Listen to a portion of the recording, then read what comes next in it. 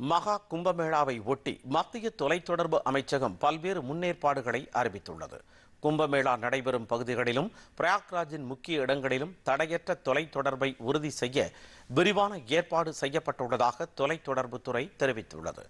உலகின் மிகப்பெரிய மத ஒன்றுகூடலான மகா கும்பமேளாவில் அதிகபட்ச கட்டமைப்புகளை ஏற்படுத்த அதிநவீன தொழில்நுட்பங்களை பயன்படுத்துமாறு தொலைத்தொடர்பு சேவை வழங்குநர்களுக்கு அமைச்சகம் அறிவுறுத்தியுள்ளது. இந்த முயற்சியின் ஒரு கட்டமாக பிரயாக்ராஜ் நகரம் முழுவதும் 126 கிலோமீட்டர் தூரத்திற்கு கண்ணாடி இழை கேபிள்கள் பதிக்கப்பட்டுள்ளன. இதன் மூலம் தொலைத்தொடர்பு உட்கட்டமைப்பு வலுப்படுத்தப்பட்டுள்ளது. கூடுதலாக 328 புதிய கோபுரங்கள், உயர் கம்பங்கள் நிறுவப்பட்டுள்ளன. கும்பமேளா நடைபெறும் பகுதியில் அதிவிரைவான நம்பகமான இணைப்புகளை உறுதி செய்யும் வகையில் 192 கண்ணாடி இழை கேபிள்கள் பதிக்கப்பட்டுள்ளன.